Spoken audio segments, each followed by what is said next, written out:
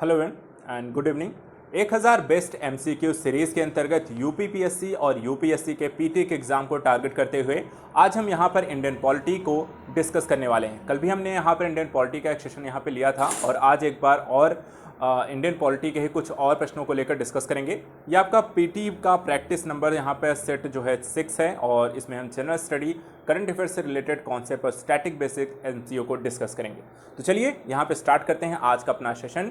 देखते हैं क्या है आज के प्रश्न। आप सभी को अपने प्रश्नों को देखना है, उनको यहाँ पे पिक करना है। रिवीजन आप इसको देखिए कर सकते हैं। देखिए दूसरी चीज़ यहाँ पर है कि तैयारी में किस तरीके से क्वेश्चंस आपको आ सकते हैं, क्या स्टैंडर्ड हो सकता है, कौन कौन से टॉपिक हैं वो भी यहाँ पर है। साथ ही यहाँ पर इंडियन पॉलिटी के अगर आपने यहाँ पे करंट अफेयर सीरीज़ के इसमें रिलेटेड जो क्वेश्चन आप देख रहे हैं वो मास्टर करंट अफेयर सीरीज़ के भी आप इसमें फॉलोअप कर सकते हैं। इंडियन पॉलिटी का मास्टर करंट अफेयर सीरीज़ आपको प्रोवाइड करा दी गई है, उसको आप ज़रूर देखें क्योंकि वहाँ पे आपको सारी चीज़ों का एक रिवीजन कराया गया है। और दूसरा ये तरीका जहाँ पे आप क्वेश्चन के थ्रू एमसीक्यू के थ्रू भी आप रिवीजन कर सकते हैं। चलिए आज का अपना पहला प्रश्न लेते हैं। पहला प्रश्न है, निम्नलिखित कथनों पर विचार कीजिए। पहला पॉइंट है इसमें, निवारक निरोध संबंधी प्रावधानों का उल्लेख भारतीय संविधान के भाग 3 में किया गया है। दूसरा, इसके तहत नज़रबंदी या निवारक निरोध के कारणों को बंदियों को सूचित नहीं किया जाता है। तीसरा, निवारक निरोध के खिलाफ सुरक्षा भारतीय नागरिकों के साथ साथ विदेशी नागरिकों को भी उपलब्ध है। उपर्युक्त कथनों में से कौन सा सही है? ए केवल 1, बी केवल 2, सी केवल 1 और 3, डी 1, 2, 3। तो बताएं यहाँ पे कौन सा क्वेश्चन, इसका राइट आंसर क्या होगा? इस क्वेश्चन का राइट आंसर क्या है, जल्दी से बताएं। Question number 1। 10 सेकेंड है आपके पास इस क्वेश्चन का आंसर देने के लिए। तो सभी लोग यहाँ पे इस क्वेश्चन का आंसर देंगे। आप अपने अपने ऑप्शन यहाँ पे पिक कर सकते हैं। 10 सेकेंड हैं और उसके बाद हम यहाँ पर एक एक करके इस क्वेश्चन का आंसर देखेंगे। इसका राइट आंसर क्या होगा?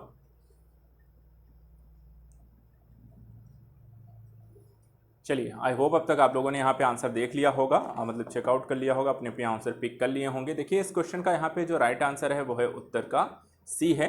भारतीय संविधान के अनुच्छेद 25 में गिरफ्तार, हिरासत, निरोध के लिए व्यक्तियों की सुरक्षा प्रदान करता है। निरोध 2 प्रकार का होता है, एक दंडात्मक, दूसरा निवारक। अतः कथन एक यहाँ पर सही है। दंडात्मक निरोध का आशय किसी व्यक्ति को उसके द्वारा किए गए अपराध के लिए मुकदमे और दोष सिद्ध के बाद दंडित करने से है।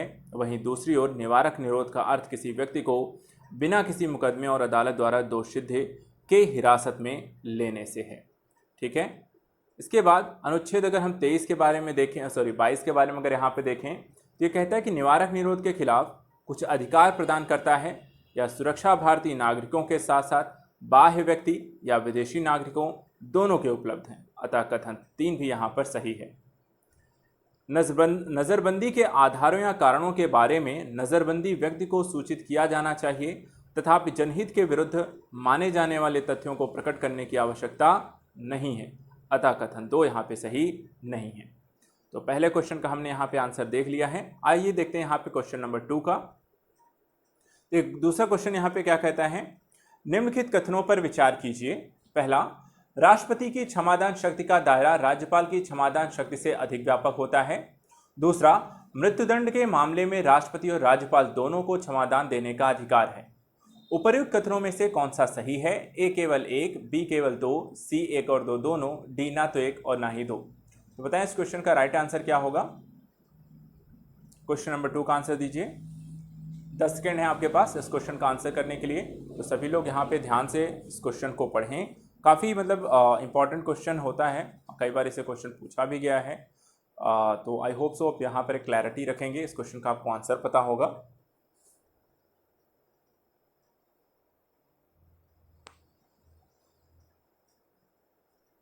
चलिए देखते हैं इस क्वेश्चन का आंसर क्या है।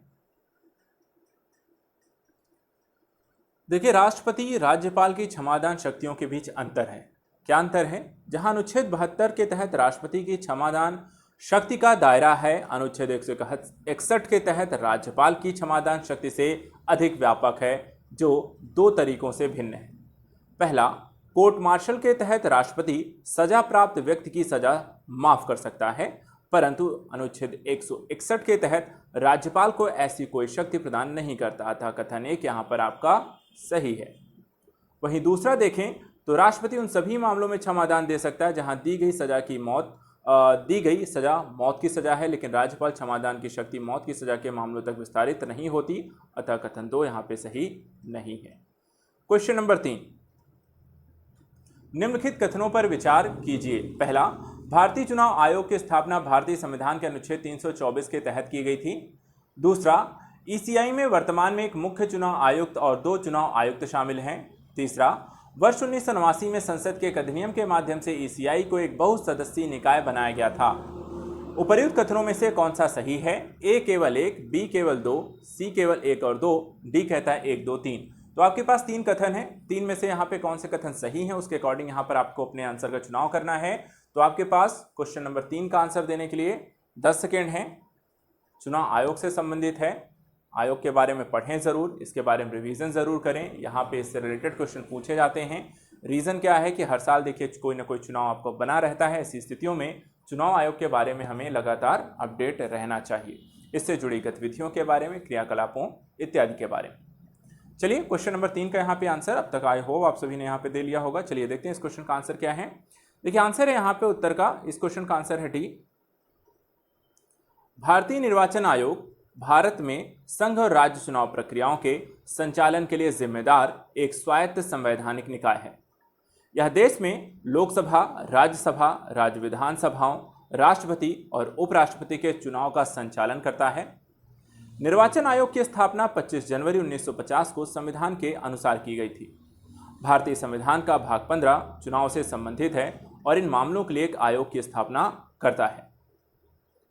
साथ ही संविधान के अनुच्छेद 324 से 329 तक चुनाव आयोग के सदस्यों की शक्तियों, कार्य, कार्यालय, पात्रता आदि से संबंधित हैं।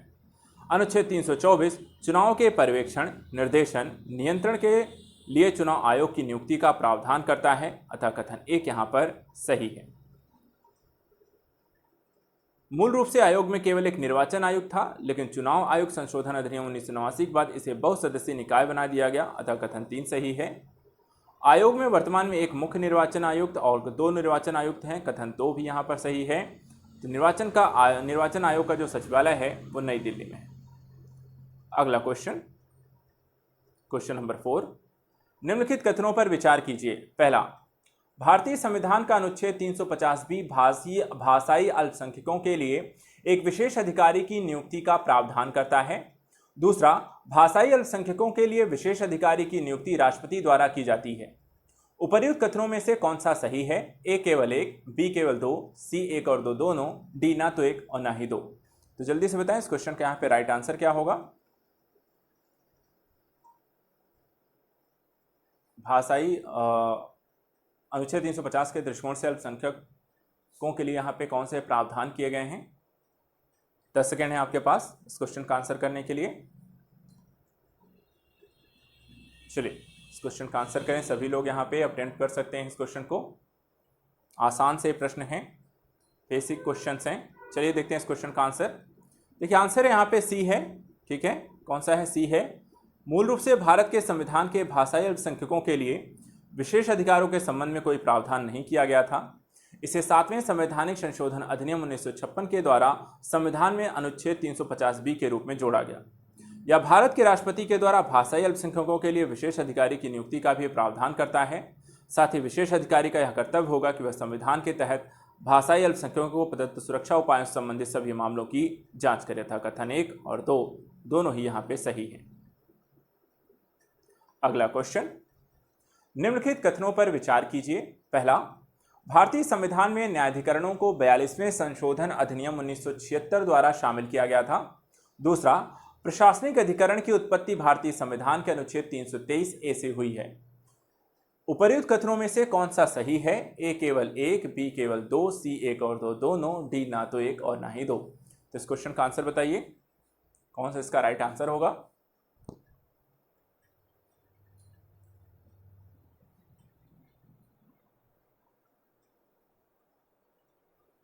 चलिए जल्दी से बताएं इस क्वेश्चन का आंसर।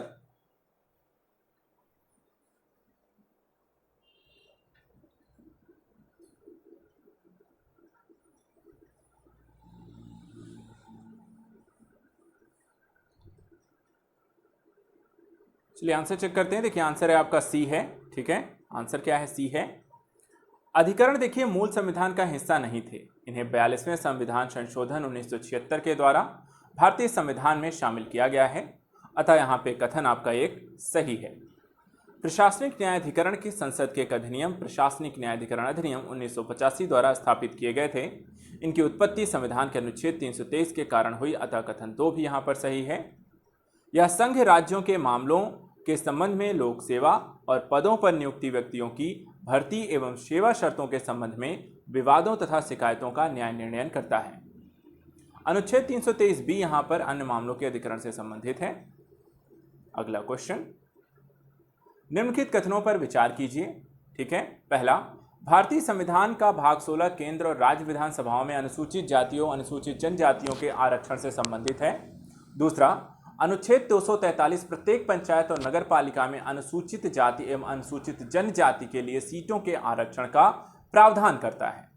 उपर्युक्त कथनों में से कौन सा सही है? ए केवल एक, बी केवल दो, सी एक और दो दोनों, डी ना तो एक और ना ही दो।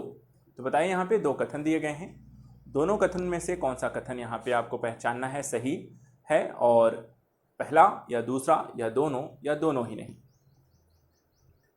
चलिए, सभी लोग 10 सेकेंड है आपके पास, अपने अपने इस क्वेश्चन को आंसर करें। क्या होगा इसका राइट आंसर?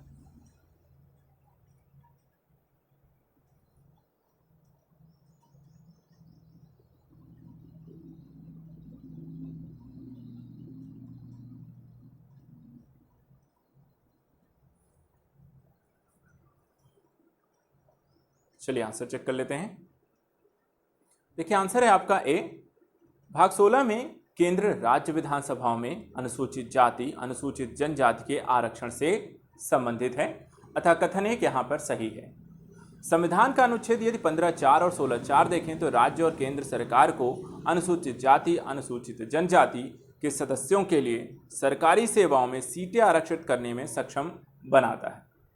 इसी तरह संविधान के 77वें संविधान संशोधन अधिनियम 1995 के द्वारा संविधान में ये संशोधन करके सरकार को पदोन्नति में आरक्षण करने में भी सक्षम बनाने के लिए यहाँ पे अनुच्छेद 16 में एक नया खंड 4A भी जोड़ा गया। बाद में आरक्षण देकर पदोन्नत अनुसूचित जाति अनुसूचित जनजाति के उम्मीदवारों की परिणामी वरिष्ठता प्रदान करने के लिए 50वां संविधान संशोधन अधिनियम 2001 द्वारा खंड 4A को भी संशोधित किया गया। साथ ही यदि हम अनुच्छेद 330 और 332 में देखें तो यह क्रमशः संसद और राज्य विधानसभाओं में अनुसूचित जाति अनुसूचित जनजाति के लिए सीटों के आरक्षण के माध्यम से विशिष्ट प्रतिनिधित्व प्रदान करते हैं। साथ ही अनुच्छेद 343D प्रत्येक पंचायत में अनुसूचित जाति और अनुसूचित जनजाति के लिए सीटों को आरक्षित करता है, अतः कथन 2 यहाँ पे सही नहीं है।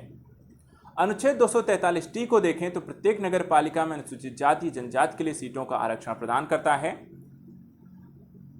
साथ ही संविधान के अनुच्छेद 335 कहता है कि अनुसूचित जाति और अनुसूचित जनजाति के दावों को प्रशासन की प्रभावकारिता के रखरखाव के साथ लगातार ध्यान में रखा जाएगा।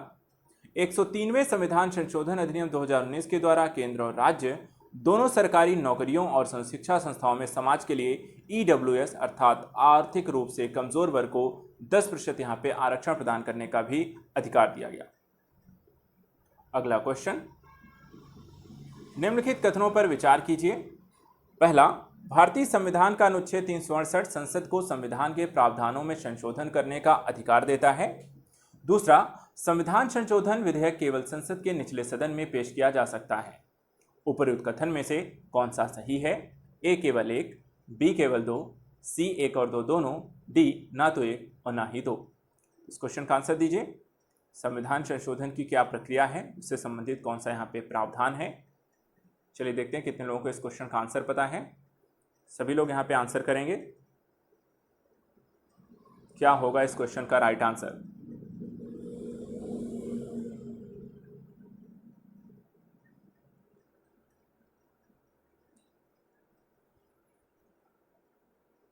चलिए यहाँ पे इस क्वेश्चन का आंसर चेक कर लेते हैं। देखिए, इस क्वेश्चन का आंसर है आपका ए। जितने लोगों ने यहाँ पे दिया है, अगर है तो आपका सही है। देखिए, अनुच्छेद 368 संविधान इसके लिए प्रक्रिया में संशोधन करने की संसद की शक्तियों से संबंधित है। इस संविधान में किसी बात के होते हुए भी संसद अपनी संवैधानिक शक्ति का प्रयोग करते हुए संविधान के किसी भी प्रावधान को इस अनुच्छेद में निर्धारित प्रक्रिया के अनुसार जोड़, परिवर्तित या निरस्त कर सकती है। अतः कथन 1 आपका सही है। संविधान में निर्धारित प्रक्रिया के अनुसार संविधान संशोधन विधेयक 3 प्रकार के हो सकते हैं।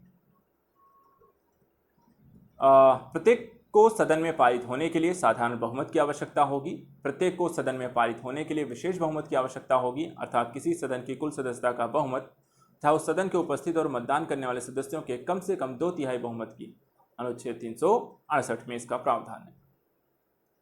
अगला क्वेश्चन, अच्छा ठीक है, इसके एक्सप्लेनेशन और बाकी है। तीसरा यहाँ पर देखें तो इसमें उनके पारित होने के लिए विशेष बहुमत के साथ ही उन विधानमंडलों द्वारा पारित इस आशय के प्रस्तावों के माध्यम से आधे से कम राज्यों के विधानमंडलों के द्वारा अनुसमर्थन की आवश्यकता अनुच्छेद 338 खंड 2 के तहत। यहाँ पर ये तीनों ही अलग अलग यहाँ पे आपने देखा किस तरीके से कोई भी संशोधन यहाँ पे पारित किया जाएगा। इसके साथ ही देखिए तो अनुच्छेद 368 के तहत एक संविधान संशोधन विधेयक संसद के किसी भी सदन में पेश किया जा सकता है, प्रत्येक सदन द्वारा विशेष बहुमत से पारित किया जाता है। अतः कथन 2 यहाँ पे सही नहीं है। धन विधेयक या संविधान संशोधन विधेयक पर संयुक्त बैठक का भी कोई प्रावधान नहीं है। अगला क्वेश्चन, शोषण के विरुद्ध अधिकार के संदर्भ में निम्नलिखित कथनों पर विचार कीजिए। पहला, संविधान का अनुच्छेद 23 बिना किसी अपवाद के मानव तस्करी, बेगार, जबरन श्रम और इसी तरह के अन्य समान प्रकार के जबरन श्रम को प्रतिबंधित करता है। दूसरा, अनुच्छेद 24 के तहत मौलिक अधिकार केवल नागरिकों के लिए उपलब्ध हैं, विदेशियों के लिए नहीं। उपर्युक्त कथनों में से कौन सा सही है? ए केवल 1, बी केवल 2, सी 1 और 2 दोनों, डी ना तो 1 ना ही 2। तो बताएं, यहाँ पे 2 कथन दिए हैं, दोनों कथन में से कौन सा सही है आपको ये बताना है। इस क्वेश्चन का यहाँ पे कौन सा आंसर सही होगा? ए बी सी डी में इसके राइट आंसर कौन से होंगे, जल्दी से बताएं। सभी के पास यहाँ पे 10 सेकेंड है इस क्वेश्चन का आंसर करने के लिए। आराम से आप इस क्वेश्चन का आंसर दीजिए। देखिए काफ़ी सारे आर्टिकल्स हैं, काफ़ी सारी चीज़ें हैं, मौलिक अधिकार हैं, अन्य तरह के प्रोस्पेक्टिव हैं, तो उन्हें आप यहाँ पे अच्छे से रिवीजन करके जाएंगे तो आपके फैक्ट, स्टैटिक, कॉन्सेप्ट क्लियर रहेंगे, तो आप इन क्वेश्चंस को आसानी से कर लेंगे। चलिए आंसर दीजिए। चलिए इसका आंसर चेक कर लेते हैं। देखिए आंसर इसका डी है, ठीक है। क्यों है? तो अनुच्छेद 23 देखिए क्या कहता है, यह मानव तस्करी, बेगार, बिना भुगतान के जबरन श्रम तथा इसी प्रकार के अन्य बलात्श्रम को प्रतिबंधित करता है। यह अधिकार नागरिकों और गैर नागरिक दोनों के लिए उपलब्ध है। यह न केवल राज्य के खिलाफ बल्कि निजी शक्तियों के खिलाफ भी व्यक्ति की रक्षा करता है। अनुच्छेद 23 इस बात का प्रावधान के अपवाद का भी प्रावधान है। यह राज्य को सार्वजनिक उद्देश्यों के लिए अनिवार्य सेवा लागू करने की अनुमति देता है। उदाहरण के लिए हम सैन्य सेवा या सामाजिक सेवा जिसके लिए वह भुगतान करने के लिए बाध्य नहीं है। हालांकि ऐसी सेवा लागू करने के में राज्य को केवल धर्म, नस्ल, जाति, वर्ग के आधार पर कोई भेदभाव करने की अनुमति नहीं है। अतः कथन 1 आपका सही नहीं है। जबकि कथन 2 को देखिए तो यहाँ पे कहा गया है अनुच्छेद 24 में यह 14 वर्ष के कम उम्र के बच्चों को कारखानों, खदानों, अन्य कारखानों, अन्य खतरनाक गतिविधियों जैसे निर्माण कार्य या रेलवे में रोजगार पर रोक लगाता है, लेकिन यह किसी भी हानि रहित या निर्दोष काम में उनके रोजगार पर रोक नहीं लगाता है। यह नागरिकों और विदेशियों, शत्रु संगठनों को छोड़कर दोनों के लिए यहाँ पे उपलब्ध है। तो कथन 2 सही नहीं है, दोनों ही कथन सही नहीं। आते हैं अगले क्वेश्चन पे। अगला क्वेश्चन है, निम्नलिखित में से कौन से भारतीय संविधान की 7वीं अनुसूची के तहत राज्य सूची के विषय हैं? पहला बैंकिंग, दूसरा लोक व्यवस्था, तीसरा पुलिस, चौथा लोक स्वास्थ्य। नीचे दिए कोड का प्रयोग कर सही उत्तर को चुनें। पहला है केवल 1 और 2, दूसरा है यहाँ पे केवल 2, तीसरा है 1, 2, 3 और चौथा यहाँ पे है 2, 3, 4। तो बताइए कि भारतीय संविधान की 7वीं अनुसूची के तहत राज्य सूची के विषय कौन से हैं? इसमें 4 ऑप्शन हैं, 4 बैंकिंग, लोक व्यवस्था, पुलिस और लोक स्वास्थ्य। अब ये बताना है इनमें कौन कौन से राज्य सूची के विषय के अंतर्गत आते हैं। 4 ऑप्शन हैं आपके पास A, B, C, D। तो आप एक ऑप्शन का यहाँ पे चुनाव करें। इस क्वेश्चन का राइट आंसर क्या होगा, जल्दी से बताएं। चलिए सभी लोग यहाँ पे राज्य सूची के विषय को लेकर यहाँ पर अगर स्पष्ट हैं तो इस क्वेश्चन का आंसर दीजिए। कौन सा होगा इसका सही उत्तर? चलिए इस क्वेश्चन का आंसर देखें। आंसर है डी, 2, 3, 4। ठीक है, 3 ऐसी सूचियां हैं जो विधायी शक्तियों के वितरण का प्रावधान करती हैं, जिसे हम संविधान की 7वीं अनुसूची के तहत यहाँ पर जानते हैं। इसमें संघ सूची, जिसे सूची 1 के नाम से भी जानते हैं, इसमें देखा जाए तो इस समय आपको 100 यहाँ पर आपको हो गए हैं विषय।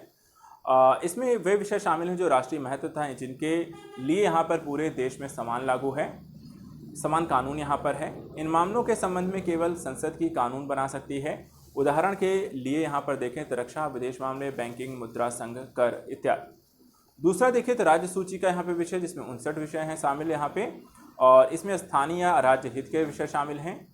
तीसरे यहाँ पे देखिए ये विषय जो हैं राज्य विधानमंडलों की विधायी क्षमता के अनुरूप आते हैं, जैसे लोक व्यवस्था entry number 1, police entry number 2, स्वास्थ्य एंट्री नंबर 6, कृषि आदि जो हैं। अतः विकल्प डी देखा जाए तो इस हिसाब से यहाँ पर सही है। समवर्ती सूची 3 में 52 अर्थात मूल रूप से 47 विषय हैं, जिनके संबंध में केंद्रीय और राज्य विधानमंडल दोनों के पास कानून बनाने की शक्ति होती है। समवर्ती सूची का उद्देश्य अधिक कठोरता से बचने के लिए विषयों को केंद्र और राज्य दोनों के उपकरण के रूप में प्रदान करना होता है। अगला क्वेश्चन, निम्नलिखित में से कौन सा भारतीय संविधान की 7वीं अनुसूची के तहत राज्य सूची के विषय हैं? आई थिंक ये सेम क्वेश्चन है हमारे पास, ठीक है, तो इसको हम ड्रॉप करेंगे। क्वेश्चन बेसिकली यहाँ पे गलत आ गया है, आंसर इसका कुछ और है। चलिए इसको ड्रॉप कर दें, आगे बढ़ते हैं। इस क्वेश्चन को देखते हैं। निम्नलिखित में से कौन सा प्रस्ताव केवल लोकसभा में ही पेश किया जा सकता है? पहला निंदा प्रस्ताव, दूसरा कटौती प्रस्ताव, तीसरा अविश्वास प्रस्ताव, चौथा ध्यानाकर्षण प्रस्ताव। नीचे दिए कूट का प्रयोग कर सही उत्तर को चुनिए। ए है केवल 1 और 2, बी है केवल 2, सी है 1, 2, 3 और डी है यहाँ पे आपका 2, 3, 4। तो निम्नलिखित में से कौन सा प्रस्ताव केवल लोकसभा में पेश किया जा सकता है, ये आपको बताना है। 1, 2, 3, 4 में कौन सा इसका राइट आंसर होगा? ए, बी, सी, डी में देखिए कौन से प्रस्ताव हैं जो केवल लोकसभा में पेश किए जा सकते हैं, ये आपको बताना है। 10 सेकेंड है आपके पास क्वेश्चन का आंसर करने के लिए, जल्दी से बताइए कौन से प्रस्ताव हैं जो सिर्फ लोकसभा में प्रस्तुत किए जा सकते हैं। आंसर बताएं।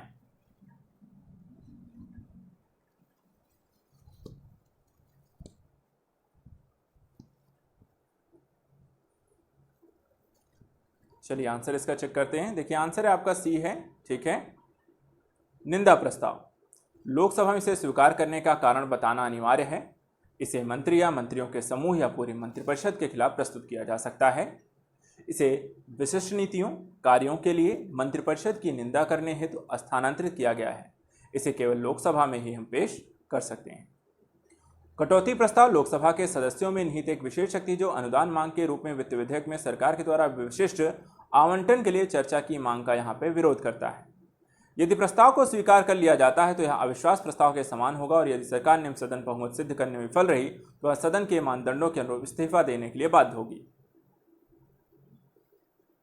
और निम्नलिखित में से किसी भी तरीके से मांग को कम करने के लिए एक प्रस्ताव प्रस्तुत किया जाता है, जिसे यहाँ पे नीति कटौती प्रस्ताव। इसे इस तरह प्रस्तुत किया जाता है कि मांग की राशि घटाकर 1 रुपया कर दी जाए। मांग में अंतर्निहित नीति अनुमोदन प्रकट करने के लिए हो, ऐसा प्रस्ताव नीति कटौती प्रस्ताव कहा जाएगा। अर्थव्यवस्था में कटौती का प्रस्ताव, इसे इस तरह से पेश किया जाएगा कि मांग की राशि एक निर्दिष्ट राशि से कम हो जाए। इसके अलावा टोकन कटौती प्रस्ताव भी होता है, जिसमें हम इसके अंतर्गत सदस्य किसी मंत्रालय के अनुदान मांगों में 100 रुपये टोकन की कटौती का प्रस्ताव करते हैं। सरकार से कोई विशेष शिकायत होने पर सदस्य ऐसा करते हैं। इसे केवल लोकसभा में प्रस्तुत किया जा सकता है। अविश्वास प्रस्ताव, भारतीय संविधान के अनुच्छेद 75 में कहा गया है कि केंद्रीय मंत्रिपरिषद लोकसभा के प्रति जवाबदेह है, अर्थात इस सदन में बहुमत हासिल होने पर ही मंत्रिपरिषद बनी रह सकती है। इसके खिलाफ लोकसभा में अविश्वास प्रस्ताव पारित होने पर मंत्रिपरिषद को इस्तीफा यहाँ पे देना होगा। प्रस्ताव को स्वीकार करने के लिए 50 सदस्यों के समर्थन की आवश्यकता होती है, और इसे भी यहाँ पर देखें तो केवल लोकसभा में प्रस्तुत किया जा सकता है। ध्यानाकर्षण प्रस्ताव, यह संसद के सदन के एक सदस्य के द्वारा तत्काल सार्वजनिक मामले पर एक मंत्री का ध्यान आकर्षित करने के लिए उस मामले पर एक आधिकारिक बयान मांगने के लिए प्रस्तुत किया जाता है। इसे राज्यसभा के साथ लोकसभा में प्रस्तुत किया जा सकता है, अतः विकल्प होगा सी। अगला क्वेश्चन, 103वें संविधान संशोधन अधिनियम के संबंध में निम्नलिखित कथनों पर विचार कीजिए। पहला, इसे भारतीय संविधान के अनुच्छेद 15 और अनुच्छेद 16 में संशोधन किया गया। दूसरा, इसने केंद्र और राज्य दोनों के समाज के आर्थिक रूप से कमजोर वर्ग को आरक्षण प्रदान करने में सक्षम बनाया।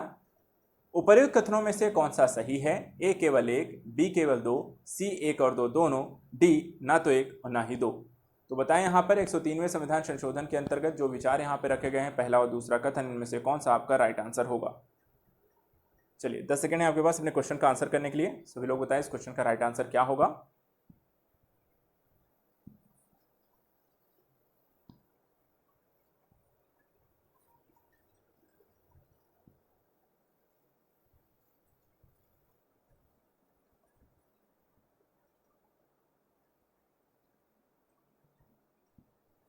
चलें जल्दी करें, 10 सेकंड है आपके पास अपने क्वेश्चन का आंसर करने के लिए। इस क्वेश्चन का आंसर दीजिए। चलिए आंसर चेक कर लेते हैं। देखिए आंसर है आपका सी, 1 और 2 दोनों। क्यों है तो उसको आंसर के रूप में देखते हैं। ऐसे व्यक्ति जिन्हें अनुसूचित जाति, अनुसूचित जनजाति, सामाजिक एवं शैक्षणिक रूप से पिछड़े वर्गों के लिए आरक्षण की मौजूदा व्यवस्था के तहत कवर नहीं किया जा गया है, जिनकी सकल वार्षिक पारिवारिक आय 8 लाख रुपए से कम है, उन्हें आरक्षण का लाभ प्रदान करने के उद्देश्य से आर्थिक रूप से कमजोर वर्ग के रूप में पहचाना गया है। सकल वार्षिक आय में आवेदन के वर्ष से पहले के वित्तीय वर्ष में सभी स्रोतों यानी कि वेतन, कृषि, व्यवसाय, पेशे आदि इसमें शामिल हैं।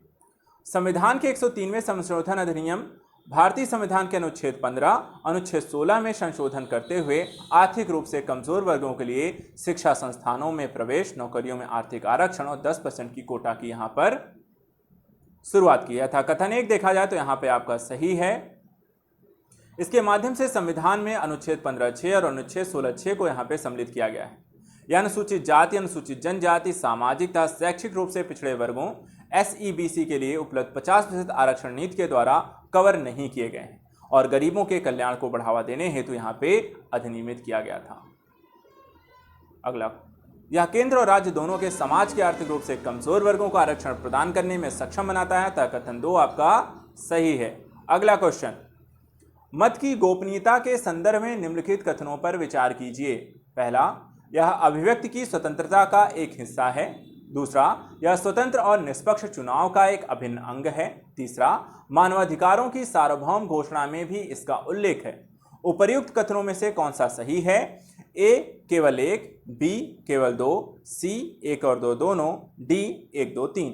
तो बताएं यहां पे इस क्वेश्चन का राइट आंसर कौन सा होगा? मत की गोपनीयता को लेकर ABCD में इसका राइट आंसर क्या है?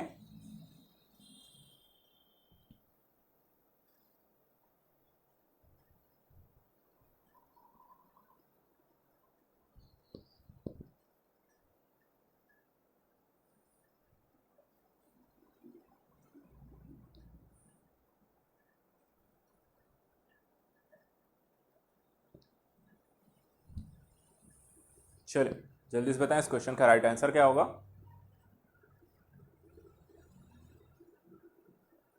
देखिए यहाँ पे इस क्वेश्चन का आंसर है आपका डी। हाल ही में भारत के सर्वोच्च न्यायालय ने माना कि किसी भी चुनाव में, चाहे वह संसदीय हो, राज्य विधानमंडल हो, मतदान की गोपनीयता को बनाए रखना अनिवार्य है। इसने people's union for civil liberties मामले में अपने वर्ष 2013 के फैसले को यहाँ पे दोहराया है। अदालत ने माना कि यह मौलिक अधिकार का एक हिस्सा है, क्योंकि मतदान देने वाले मतदाताओं को मतदान न करने वाले मतदाताओं के बीच अंतर करना भारतीय संविधान के अनुच्छेद 14, अनुच्छेद 19(1)(a) और अनुच्छेद 21 का उल्लंघन है। गोपनीयता अभिव्यक्ति की स्वतंत्रता के मौलिक अधिकार का एक भाग है। अतः कथन 1 यहाँ पे सही है।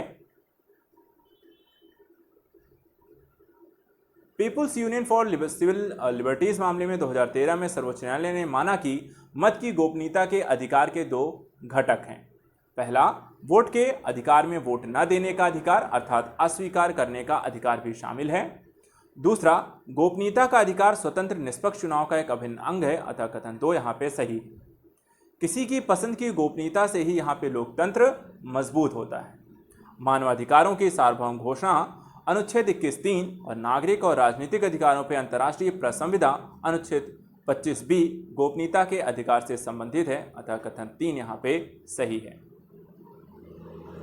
अगला क्वेश्चन, भारत के सर्वोच्च न्यायालय ने निम्नलिखित में से किस मामले में निजता के अधिकार को मौलिक अधिकार यहाँ पे घोषित किया? ए केशवानंद भारती बनाम केरल राज्य, बी न्यायमूर्ति KS पुट्टस्वामी बनाम भारत संघ, सी SR बोम्मई बनाम भारत संघ और डी AK गोपालन बनाम मद्रास संघ। तो ये बताइए भारत के सर्वोच्च न्यायालय ने निम्नलिखित में से किस मामले में निजता के अधिकार को मौलिक अधिकार घोषित किया है? ABCD में इसका राइट आंसर कौन सा होगा? जल्दी से बताएं। इस क्वेश्चन का right answer A, B, C, D में से इसका कौन सा आंसर सही होगा?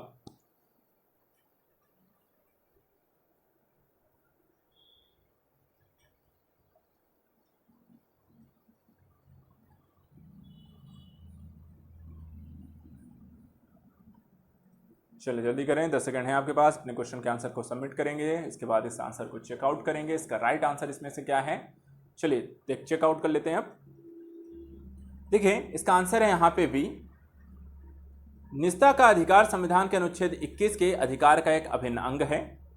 किसी व्यक्ति का निजता का अधिकार व्यक्तिगत डेटा संरक्षण विधेयक 2019 द्वारा यहाँ पे शासित होता है।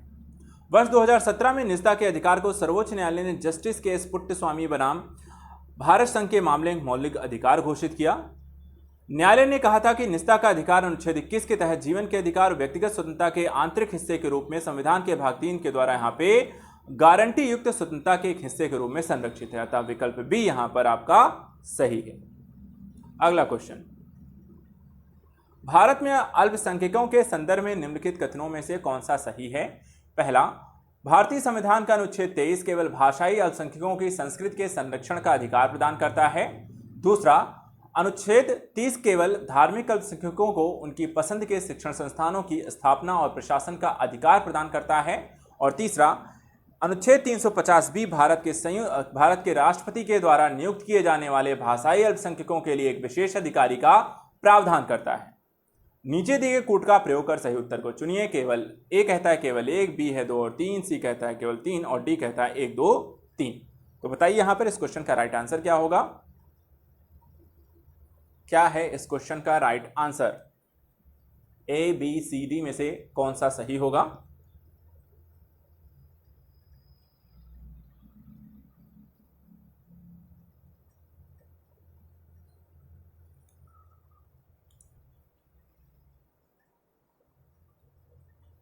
चलिए चेकआउट कर लेते हैं इस क्वेश्चन का राइट आंसर क्या होगा। देखिए आंसर यहां पे आपका सी है। ठीक है, क्यों है? भारतीय संविधान में अल्पसंख्यक शब्द को परिभाषित नहीं किया गया है, तथापि संविधान केवल धार्मिक और भाषाई अल्पसंख्यकों को मान्यता देता है। भारत के 6 अल्पसंख्यक समुदाय जैन, पारसी, बौद्ध, ईसाई, सिख और मुस्लिम सरकार द्वारा अधिसूचित हैं।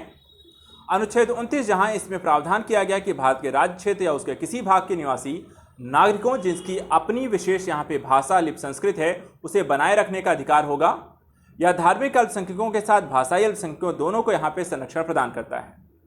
अनुच्छेद 30 इस अनुच्छेद के तहत सभी अल्पसंख्यक वर्गों को अपनी रुचि के शिक्षा संस्थानों की स्थापना और प्रशासन का यहाँ पे अधिकार होगा। साथ ही अनुच्छेद 30 के तहत संरक्षण केवल अल्पसंख्यक धार्मिक या भाषाई तक ही सीमित है और अनुच्छेद 29 की तरह यह नागरिकों के किसी भी वर्ग के लिए उपलब्ध नहीं है। अनुच्छेद 350 बी देखें तो मूल रूप से भारतीय संविधान में भाषाई अल्पसंख्यकों के लिए विशेष अधिकारी के संबंध में कोई प्रावधान नहीं किया गया था, लेकिन 1956 के 7वें संवैधानिक संशोधन अधिनियम के द्वारा संविधान में अनुच्छेद 350 बी भी यहां पर जोड़ा गया।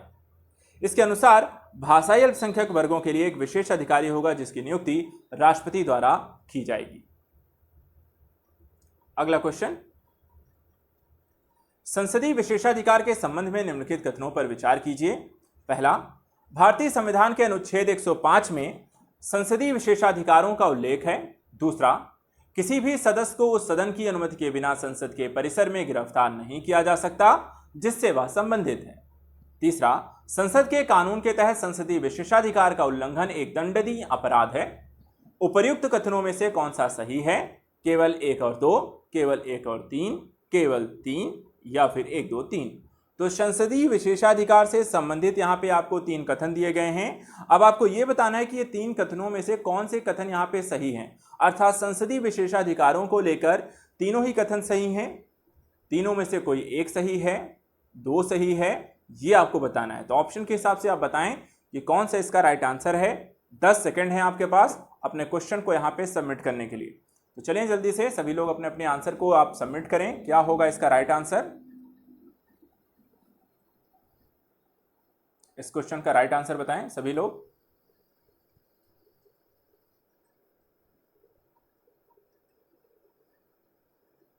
संसदीय विशेषाधिकार, चलिए आंसर यहां पे चेक कर लेते हैं। देखिए आंसर यहां पे डी है। ठीक है,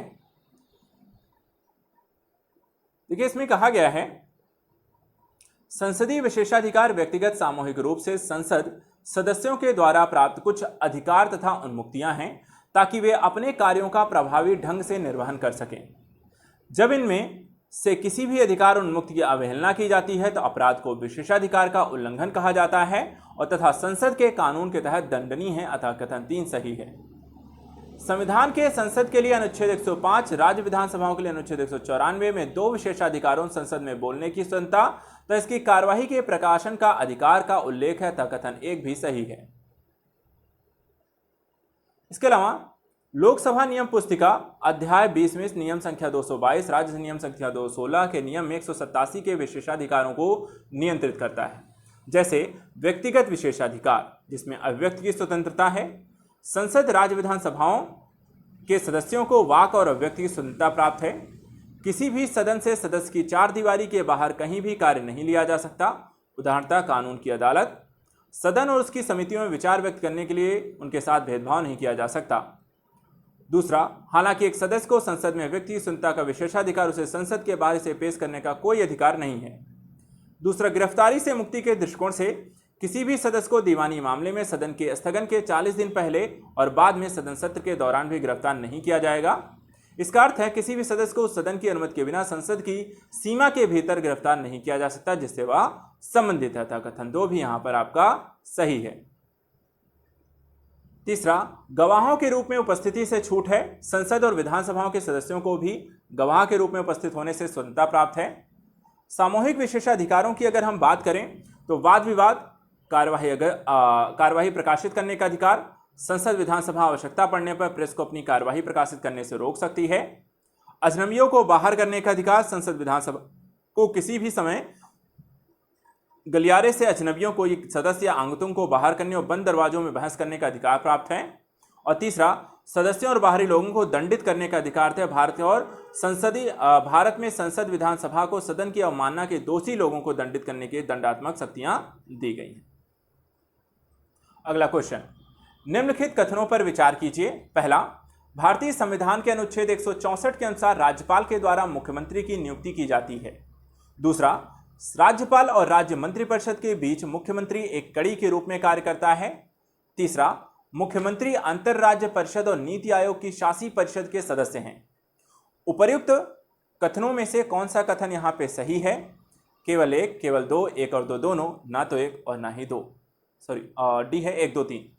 तो उपर्युक्त कथनों में से कौन सा सही है? केवल 1, केवल 2, 1 और 2 या 1, 2, 3। तो जल्दी से बताएं यहाँ पे इस क्वेश्चन का राइट आंसर क्या होगा। 3 कथन यहाँ पे दिए गए हैं। इन 3 कथन में से आपका कौन सा कथन आपका सही है?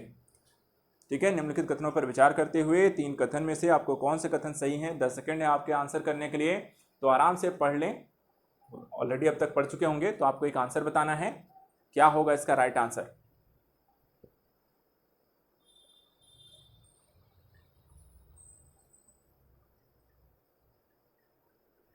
चलिए चेक करते हैं। देखिए आंसर यहाँ पे डी है। ठीक है, इसका आंसर क्या है? डी है। संविधान के अनुच्छेद 164 यह प्रावधान करता है कि मुख्यमंत्री की नियुक्ति राज्यपाल करेगा, अतः कथन इस एक हिसाब से सही है। विधानसभा चुनाव में पार्टी के पास एक बहुमत प्राप्त नेता को राज्य के मुख्यमंत्री के रूप में नियुक्त किया जाता है। संविधान के अनुच्छेद 167 के तहत राज्यपाल और राज्य मंत्रिपरिषद के बीच मुख्यमंत्री एक कड़ी के रूप में कार्य करता है, अतः कथन 2 यहाँ पे सही है। मुख्यमंत्री द्वारा महाधिवक्ता, राज्य लोक सेवा आयोग, राज्य चुनाव आयोग आदि के अध्यक्ष और सदस्यों जैसे महत्वपूर्ण अधिकारियों की नियुक्ति के संबंध में राज्यपाल को सलाह दी जाती है।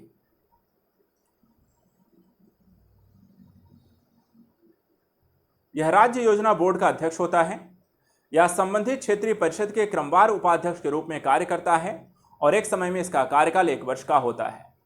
यह अंतरराज्य परिषद नीति आयोग का सदस्य होता है। इन दोनों ही परिषदों की अध्यक्षता प्रधानमंत्री द्वारा की जाती है, अतः कथन 3 सही है। यह राज्य सरकार का मुख्य प्रवक्ता होता है। आपातकाल के दौरान राजनीतिक स्तर पर मुख्य प्रबंधक होता है। यह राज्य के नेता के रूप में लोगों को विभिन्न वर्गों से मिलता है और उनकी समस्याओं के बारे में ज्ञापन प्राप्त करता है और यह सेवाओं का एक राजनीतिक प्रमुख है। अगला क्वेश्चन, निम्नलिखित कथनों पर विचार कीजिए। ठीक है, पहला, भारतीय न्यायपालिका में आईसीटी के कार्यान्वयन के लिए राष्ट्रीय नीति और कार्ययोजना कानून और न्याय मंत्रालय के द्वारा प्रस्तुत की गई थी। दूसरा, e court mission mode project Bharat के सर्वोच्च न्यायालय के द्वारा वित्त पोषित है। उपर्युक्त कथनों में से कौन सा सही नहीं है?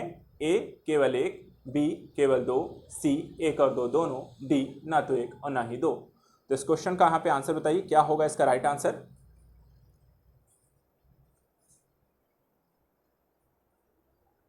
आईसीटी के कार्यान्वयन के लिए राष्ट्रीय नीति की कार्य योजना और ई कोर्ट मिशन मोड प्रोजेक्ट दोनों को लेकर क्या दोनों ही कथन सही हैं? दोनों गलत हैं। एक सही है, एक गलत है।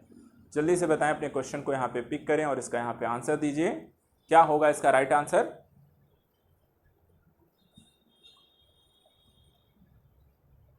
चलिए चेक करते हैं इस क्वेश्चन का राइट आंसर क्या है। देखिए आंसर है आपका सी है, ठीक है।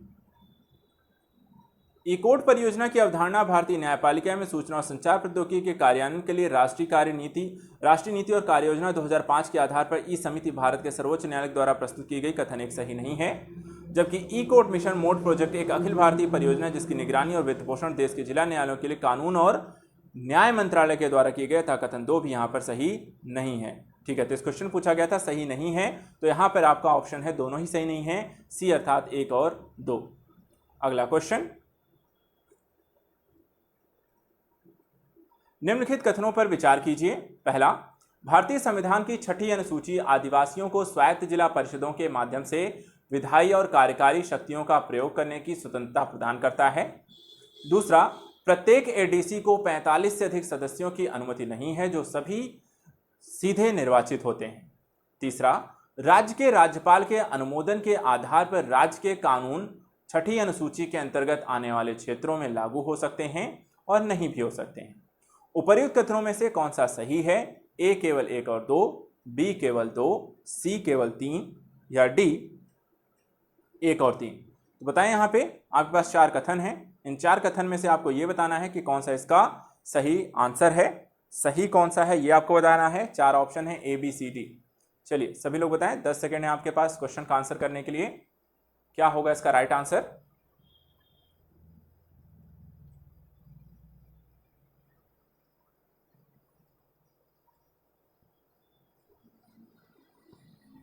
दस सेकेंड है आपके पास। आपको 10 सेकेंड आई होप आपके कंप्लीट होने वाले हैं। तो चलिए जल्दी से अपने अपने आंसर पिक कर लिए दीजिए और यहाँ पर डिस्कस करते हैं इस क्वेश्चन का आंसर। देखिए आंसर यहाँ पे डी है, ठीक है। डी है, संविधान की छठी अनुसूची 4 पूर्वोत्तर राज्यों असम, मेघालय, त्रिपुरा, मिजोरम में जनजातीय क्षेत्रों के प्रशासन से संबंधित है। संविधान के अनुच्छेद 244(2) में अनुच्छेद 275 के तहत विशेष प्रावधान यहाँ पे प्रदान किया गया है। आदिवासियों को स्वायत्त क्षेत्रीय परिषद और एडीसी के माध्यम से विधायी और कार्यकारी शक्तियों का प्रयोग करने की स्वतंत्रता दी गई है। कथन एक यहाँ पर सही है। प्रत्येक स्वायत्त जिला क्षेत्रीय परिषदें 30 से अधिक सदस्य नहीं होते हैं जिनमें 4 राज्यपाल के द्वारा मनोनीत होते हैं, बाकी चुनाव के माध्यम से निर्वाचित होते हैं। ये सभी 5 वर्ष के कार्यकाल के लिए सत्ता में बने रहते हैं। कथन दो यहाँ पे सही नहीं है।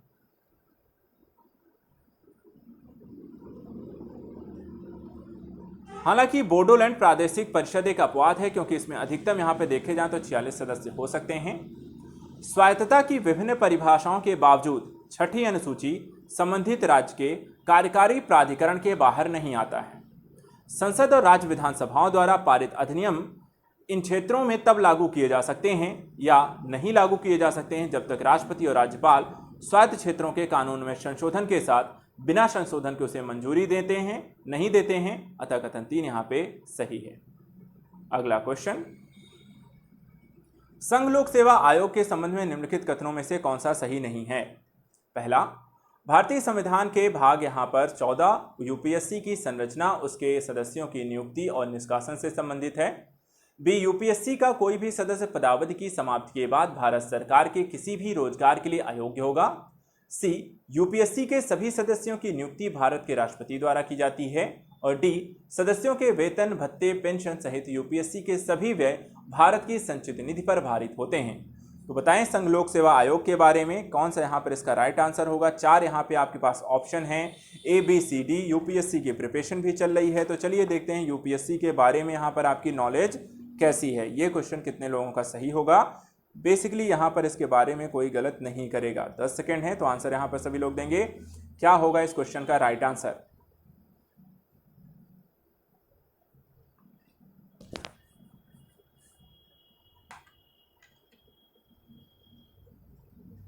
चलिए जल्दी कीजिए, 10 सेकेंड है आपके पास क्वेश्चन का आंसर करने के लिए। चलिए आंसर चेक कर लेते हैं। देखिए आंसर है यहाँ पे बी है, ठीक है। संघ लोक सेवा आयोग यूपीएससी में भारत की एक केंद्रीय भर्ती एजेंसी है और यह स्वतंत्र संवैधानिक निकाय है। भारतीय संविधान के भाग 14 में अनुच्छेद 315 से 323 के तहत संघ लोक सेवा आयोग की संरचना, उसके सदस्यों की नियुक्ति, निष्कासन, संघ लोक सेवा आयोग की शक्तियों और कार्यों संबंधित यहाँ पे प्रावधान किए गए हैं।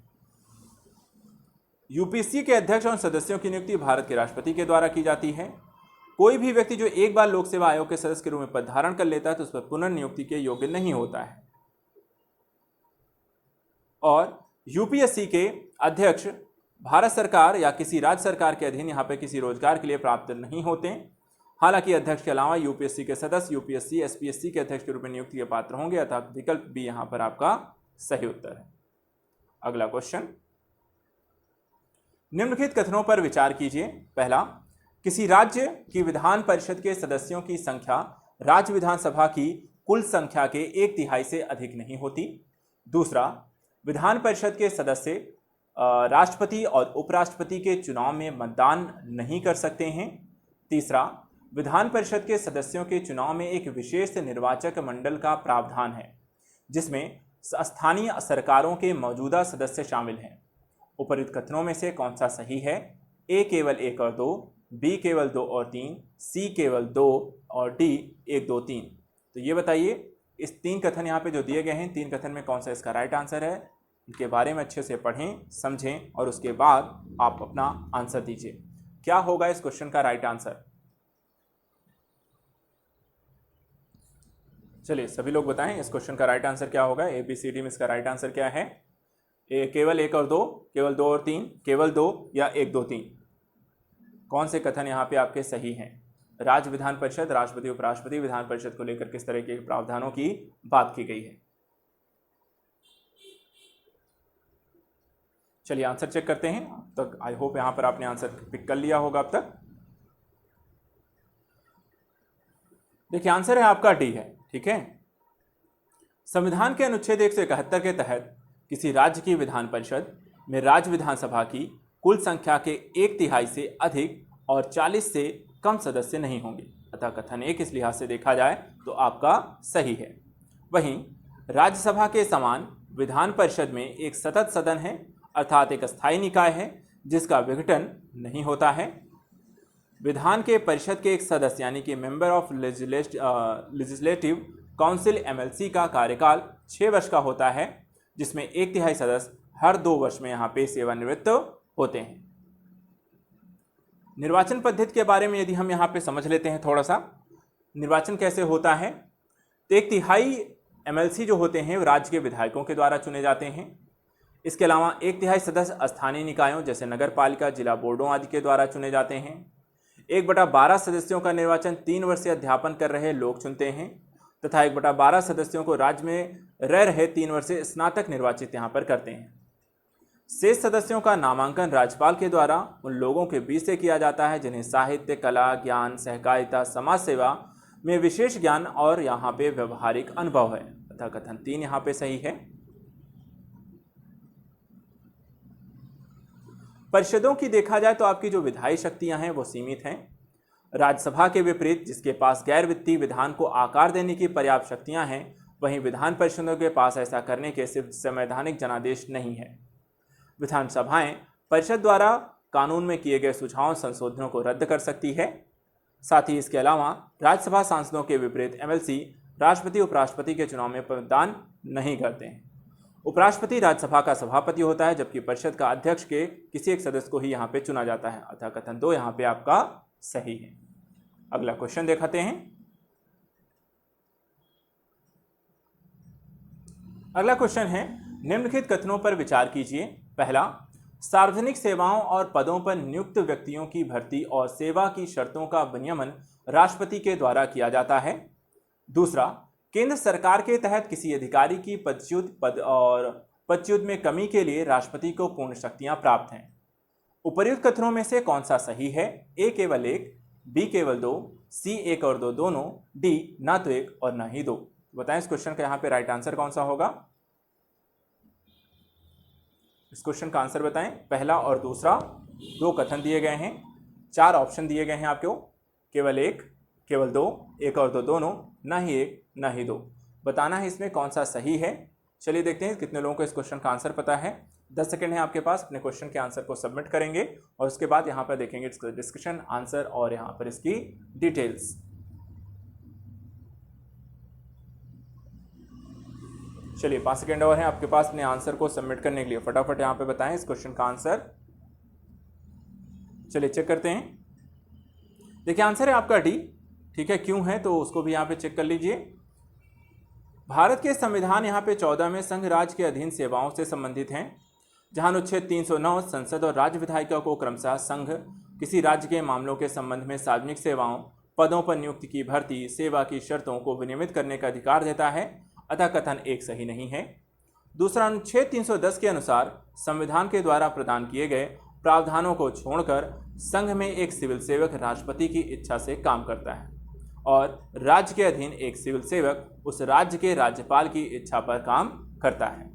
लेकिन सरकार की यह शक्ति निरक्षेप है, निरक्षेप यहां पर नहीं है।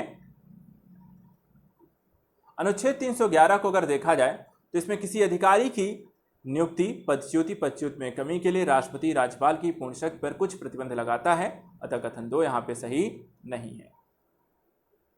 अगला क्वेश्चन, निम्नलिखित कथनों पर विचार कीजिए। पहला, मानवाधिकार से संबंधित प्रावधान संविधान के भाग 3 और भाग 4 में शामिल किए गए हैं। दूसरा, राष्ट्रीय मानवाधिकार आयोग का एक सांविधिक निकाय है जो मानवाधिकारों के संरक्षण के लिए मानवाधिकार न्यायालयों का नेतृत्व करता है। उपर्युक्त कथनों में से कौन सा सही है? ए केवल एक, बी केवल दो, सी एक और दो दोनों, डी ना तो एक और ना ही दो। तो इस क्वेश्चन का यहाँ पे आंसर बताइए, क्या होगा इस क्वेश्चन का राइट आंसर। 10 सेकंड है आपके पास अपने क्वेश्चन को पिक करने के लिए, उसके बाद इसका आंसर को देखेंगे और इसकी डिटेलिंग और व्याख्या को समझेंगे। तो चलिए सभी लोग यहाँ पे मानवाधिकार परिषद से संबंधित इसका मानवाधिकार, राष्ट्रीय मानवाधिकार आयोग के बारे में जो जानकारी दी गई है उससे रिलेटेड यहाँ पे कौन सा ऑप्शन सही है? केवल एक, केवल दो, एक और दो दोनों, ना तो ए ना ही बी।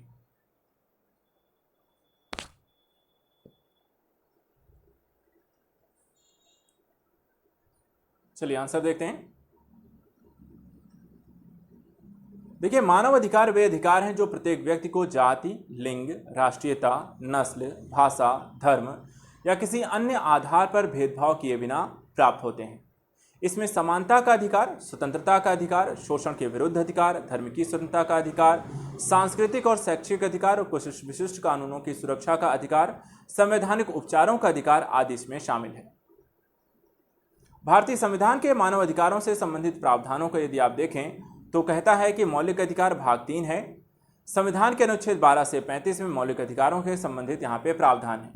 वहीं राज्य के नीति निर्देशक तत्व जो भाग 4 हैं, इससे संबंधित प्रावधान संविधान के अनुच्छेद 36 से 51 में किए गए हैं, अतः कथन 1 इसमें सही नहीं है।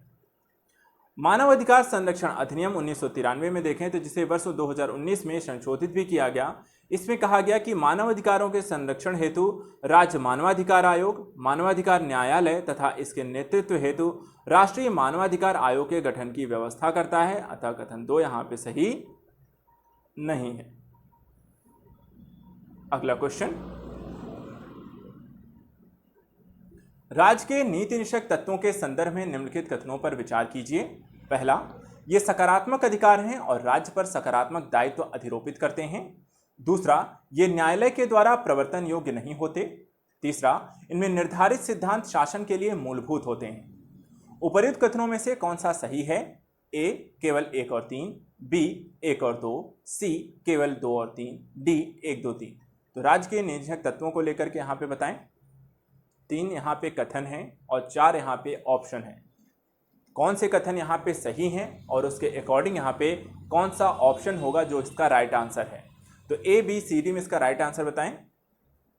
केवल 1 और 2, केवल 1 और 3, केवल 2 और 3 या डी 1, 2, 3।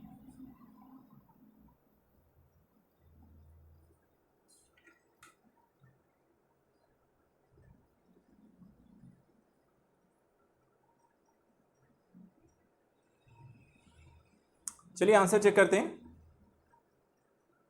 ठीक है, आंसर देखिए यहाँ पे आपका डी है। भारतीय संविधान के भाग 4 में राज्य के निश्चित तत्वों की यहाँ से संबंधित हैं। ये सकारात्मक अधिकार हैं और राज्य पर सकारात्मक दायित्व आरोपित करते हैं, अतः कथन एक यहाँ पे सही है। अनुच्छेद 37 यहाँ पर देखें तो परिभाषित है कि राज्य के नीति निश्चय तत्व संबंधी प्रावधानों को किसी भी न्यायालय के द्वारा प्रवर्तित नहीं किया जा सकता, अतः कथन 2 भी सही है। हालांकि इसमें निहित सिद्धांत शासन व्यवस्था में मौलिक प्रकृति के होंगे, अतः कथन 3 यहाँ पर आपका सही है। तो तीनों ही कथन आपके सही हैं। अगला क्वेश्चन, अनुसूचित जनजातीय क्षेत्रों के संदर्भ में निम्नलिखित कथनों पर विचार कीजिए। पहला, अनुच्छेद 244 ए केवल असम के भीतर एक स्वायत्त राज्य के निर्माण की अनुमति देता है। दूसरा, केरल और तमिलनाडु में जनजातीय क्षेत्रों को संविधान की 5वीं अनुसूची के तहत शामिल किया गया है। उपर्युक्त कथनों में से कौन सा सही है? ए केवल 1, बी केवल 2, सी 1 और 2 दोनों, डी ना तो 1 और ना ही 2। चलिए यहाँ पे इस क्वेश्चन का आंसर बताएं, क्या होगा इस क्वेश्चन का राइट आंसर। 2 कथन दिए हैं, 4 ऑप्शन दिए हैं, केवल 1, केवल 2, 1 और 2 दोनों, ना तो 1 और ना ही 2। चलिए देखते हैं इस क्वेश्चन का आंसर कितने लोगों को पता है। अनुच्छेद 244 और उससे संबंधित यहाँ पे केरल और तमिलनाडु के क्षेत्र के बारे में क्या जानकारी है और क्या सही है। चलिए सभी लोग यहाँ पे आंसर दीजिए। 10 सेकंड है आपके पास इस क्वेश्चन का आंसर देने के लिए। सेकंड लास्ट क्वेश्चन है हमारा आज के सेशन का। इसके बाद एक और क्वेश्चन हम यहाँ पे देखेंगे, लेकिन उससे पहले इस क्वेश्चन को देखेंगे, इसका आंसर यहाँ पर देखेंगे और उसके बाद हम लास्ट क्वेश्चन की ओर जाएंगे। चलिए तो देखते हैं यहाँ पे इस क्वेश्चन का आपका राइट आंसर कौन सा होगा। सबने यहाँ पर आंसर कर लिया है, पिक कर लिया आपने। चलिए देखते हैं फिर। देखिए यहाँ पर देखा जाए तो इसका उत्तर यहाँ पे ए है। यह अनुच्छेद संसद को शक्ति प्रदान करता है कि वह विधि द्वारा असम के कुछ जनजातीय क्षेत्रों को मिलाकर एक स्वायत्त राज्य की यहाँ पे स्थापना कर सकती है, अतः कथन 1 सही है। दूसरा है, अनुच्छेद स्थानीय प्रशासन के लिए एक स्थानीय विधायिका या मंत्रिपरिषद या दोनों की स्थापना की परिकल्पना करता है। साथ ही इस अनुच्छेद को 22वें संविधान संशोधन अधिनियम 1969 के माध्यम से संविधान में यहाँ पे शामिल किया गया है। केरल, तमिलनाडु, कर्नाटक, पश्चिम बंगाल, उत्तर प्रदेश, जम्मू कश्मीर जनजातीय क्षेत्रों को 5वीं और 6ठी अनुसूची के तहत नहीं लाया गया है, अतः कथन 2 यहाँ पे सही नहीं है। साथ ही देखें तो वर्तमान में जो 10 राज्य हैं जो इसमें आते हैं आपको, इसमें हैं आंध्र प्रदेश, छत्तीसगढ़, गुजरात, हिमाचल प्रदेश, झारखंड, मध्य प्रदेश, महाराष्ट्र, उड़ीसा, राजस्थान, तेलंगाना को 5वीं अनुसूची के तहत यहाँ पे शामिल किया गया है। तो ये इस क्वेश्चन का यहाँ पे हो गया। चलिए आते हैं अपने लास्ट क्वेश्चन की ओर। निम्नलिखित कथनों पर विचार कीजिए। दिल्ली के लिए विधानसभा का प्रावधान 69वें संविधान संशोधन के तहत किया गया था। दूसरा, दिल्ली के राष्ट्रीय राजधानी क्षेत्र शासन संशोधन अधिनियम 2021 दिल्ली में निर्वाचित सरकार पर उपराज्यपाल को प्रधानता देता है। उपर्युक्त कथनों में से कौन सा सही है? ए केवल 1, बी केवल 2, सी 1 और 2 दोनों, डी ना तो 1 और ना ही 2। तो चलिए आज का हमारा अंतिम प्रश्न, समझदारी से अच्छे से सोच विचार के दीजिए। दिल्ली वर्सेस यहाँ पे जो मामला रहता है उसके कारण लगातार एक चर्चा का विषय रहता है। ये केंद्र सरकार वर्सेस यहाँ पर दिल्ली की सरकार, या आपकी जो दिल्ली की सरकार है वर्सेस राज्यपाल, मुद्दा काफ़ी गर्म रहता है, काफ़ी चर्चा का विषय रहता है। चलिए देखते हैं इस क्वेश्चन का यहाँ पे राइट आंसर क्या होगा।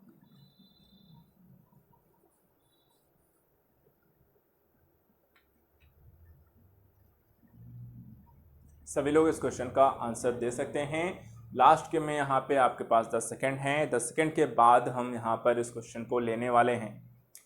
चलिए जल्दी कीजिए, यहाँ पे इस क्वेश्चन का आंसर दीजिए।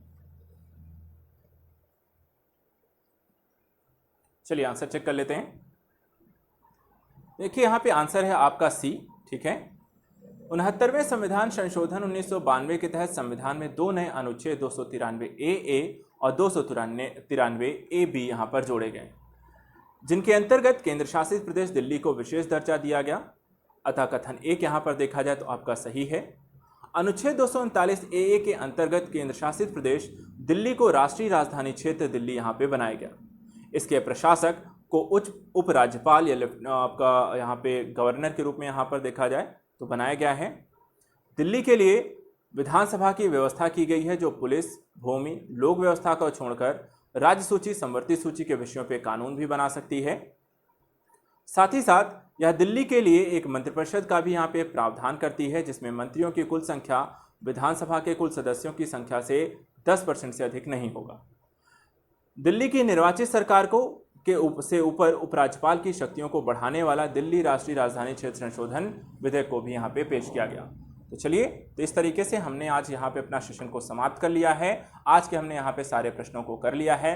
रिवीजन के तौर पे आप इन प्रश्नों का दोबारा यहाँ पे अटेम्प्ट भी कर सकते हैं और साथ ही साथ जो टॉपिक यहाँ पर आपको पढ़ाए गए हैं उनका रिवीजन कर लेना है। देखिए, साथ ही साथ यहाँ पर एक काम करिएगा, आप सभी लोग अगर आपने नहीं देखा है तो एक बार आप लोग मास्टर करंट अफेयर्स की सीरीज़ को ज़रूर देखें, उसे फॉलो अप करें। उसमें हमने इकोनॉमी को लेकर और इंडियन पॉलिटी को लेकर ऑलरेडी यहाँ पर डिस्कस कर लिया है। आपका पॉलिटी का जो वीडियो है वो आपको ऑलरेडी यहाँ पर देखें तो पब्लिक है, यूट्यूब के चैनल पे आप जा सकते हैं। यहाँ पे आपको मिल जाएगा master current affair Indian polity का, और 16 महीने का यहाँ पे आपका इसका करंट अफेयर्स है। इससे पिछले वीक में आपको इकोनॉमी का भी दे दिया गया है और नेक्स्ट वीक यहाँ पर पॉलिटी का भी आएगा। तो आई होप आप वहाँ पर वीडियोस को ज़रूर देखें, उनका रिवीजन कर लें। अगर आपकी पॉलिटी में करंट अफेयर्स के टॉपिक को कंप्लीट नहीं किया है तो 16 महीने का करंट अफेयर आपको मात्र एक वीडियो में मिल जाएगा। चलिए, आज के लिए फिर इतना ही, मिलते हैं आपको नेक्स्ट वीडियो में। तो और कुछ चीज़ों को लेकर यहाँ पर डिस्कस करेंगे और कुछ प्रश्नों को लेकर के। धन्यवाद, थैंक यू सो मच। अपना रिवीजन ज़रूर करते रहिए बिना टेंशन के, बाकी पढ़ाई करते रहिए जितना हो सके। थैंक यू सो मच और पेपर में अच्छा करके आएँ।